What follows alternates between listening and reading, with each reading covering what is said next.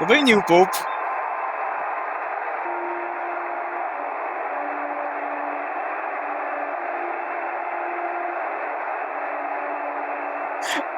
Di ata yung new pope, di ako yun ano, hindi ako updated. Alam ko lang may new pope, pero okay. Dio ci vuole bene, Dio vi ama tutti e il male non prevarrà. Siamo tutti nelle mani di Dio. First of all, this is my first time watching a speech coming from a pope. I was reading an article yesterday that he was an American, so to speak. Amerikano siya, and yung language na ginagamit niya, if I'm not mistaken, is Italian or Latin. More or less, I think it's Italian. Yun yung una ko napansin. His fluency with the language that he was using. And at the same time, uplifting yung message niya. Kasi first of all, yun naman talaga yung reason eh.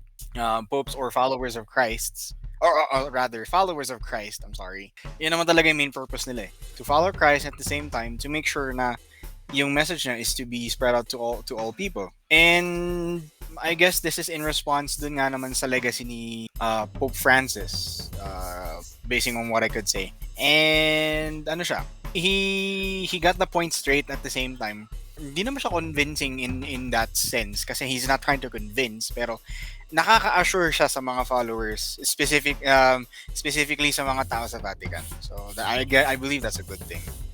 Dun sa message niya, I guess I agree kasi first of all, yun nga, yung tinawag niya kasing sa pag-disarm, when it comes to peace. There can never be peace when there's always a hint of violence. So, you can never say that you're at peace kung meron kang, sabihin natin, may hawak kang armas. Bakit? Kasi you're being defensive. Well, there's no total peace. Pero, syempre, we can't always say na we're in a perfect world kung saan you can't be defensive enough. Kasi, utopia kasi yung iniisip ng tao na pag sinabi mong peace, total peace eh. Pero I guess yung pinopoint nung Pope dito is yung peace bilang follower ni Christ at the same time spreading peace to other people, di ba? Hindi ka magbibigay ng sakit ng ulo, at the same time hindi ka magiging perwisyo sa bayan mo. So, parang yun yung nakikita niyang message eh. Yun yung nakikita ko message dun sa sinasabi niya. Not the utopia type of peace, but rather peace within yourself and at the same time spreading peace to other people. I guess siguro it's the first time in history kasi yun nga, kung na rin nagbanggit, first American Pope. But for all throughout history, I believe people would say napakalabo nun. Most likely manggagaling yan sa doon din sa Rome. Ayun, so it is very hindi naman siya exactly life changing, pero it's a first in history.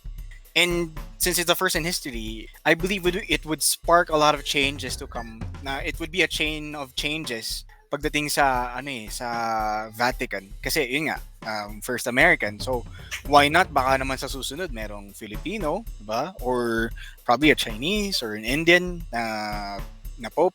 I'm not sure, pero it could be the start. And I guess for non-Christians, it's a new thing kasi nga naman a lot of tourists go to Vatican just to see yung Vatican itself, tsaka yung Sistine Chapel ba yung yung place kung saan yung pope. Ayun, pero 'di ba, it's a tourist spot. So, it's a new thing. Na hindi na lang yung pagpupunta yung mga tao na, uy, punta tayo sa Rome, let's go to Vatican, let's see the Pope. Oh, the Italian guy. No, he's no longer Italian. He's an American. Alam mo yun, something na new, something kakaiba. In the olden times, 'di ba, kasi nga meron tayong crusade na tinatawag. The Pope itself has been very very significant pagdating sa mga ganyang bagay. So, if he was influential before, or if the former popes before were very influential, bakit siya magbabago ngayon? Diba? Mas dumadami ang tao, mas dumadami din ng mga Christian followers, specifically mga Catholics. So, bakit mababawas yung influence niya? Just because he's an American, mababawasan agad yung credential niya? I don't think so. Yung influence ni Pope Francis, I believe, would be also the same. Sa pag-start niya as a pope, would also be the same dun sa bagong pope. But I guess the only difference would be is kung ano yung mga next steps na gagawin niya para ma-strengthen yung capacity ng influence niya or not. Diba? But overall, his influence in changing the world is very, very significant. Kasi, like I mentioned earlier, ang daming mga Catholics all over the world, OFWs pa lang sa mga Filipinos, ang dami na. So, isang sabi lang ng Pope na to when it comes to, I guess, teachings, diba? marami kaagad magfo-follow dun, marami kaagad mag-o-obey. Pero siguro sa mga iba naman, wala lang kasi alam mo yung mga sasabihin nila na naniniwala ako pero pasimba-simba pero pag isa sa buhay wala din. So, papasok dito yung sasabihin ng Pope, lalabas din dun. So, no difference kung ano yung sinasabi ng pare sa Sunday morning or wala ring pinagkaiba sa sasabihin ng Pope. So, ayun. It all depends siguro kung sino yung klase ng tao. Pero kung sa Pope lang natin titignan, he's very, very influential talaga. Ayun nga, like I mentioned earlier, hindi ako well-versed kasi pagdating sa ganung bagay. So, I can't really say that much para magsabi ng concrete theories. Pero I would say, pwede siya siguro mag-start sa community ng sa community dun sa Vatican. Kasi, syempre, everybody's down kasi nga kakawala lang ni Pope Francis. So, uplifting yung spirit ng mga tao dun. Specifically sa mga leaders dun. So, syempre, pag nag-start siya sa mga leaders, to mga leaders magiging influential sa mga tao nila, sa flock nila, he'll be very effective when it comes to that. Kasi, yun nga, going back to sa pagiging influential niya, isang sabi niya lang na everything's gonna be okay, assurance na yun kagad na sa tenga ng mga taong naniniwala.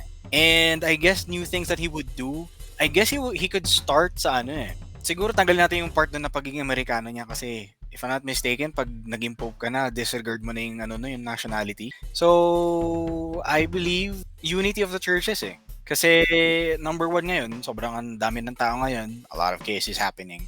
And unity talaga ang kailangan ng mga tao. Hindi to related sa politika. Baka sabihin nila, oh, unity! Hindi. Different type of unity ang sinasabi ko. Unity sa mga churches kasi ang dami sa ngayon na naririnig ko mga leaders. Regardless kung Catholic man or Christian, they're very, very far from each other. Yung mga hearts nila far from each other. So when it comes to helping one another, alam mo, kanya-kanya sila. So ang ganda siguro pag kunyari, darating sa point na porke magkaibang church kayo, everybody's united as one. So I hope na isa yun sa mga ma-achieve niya.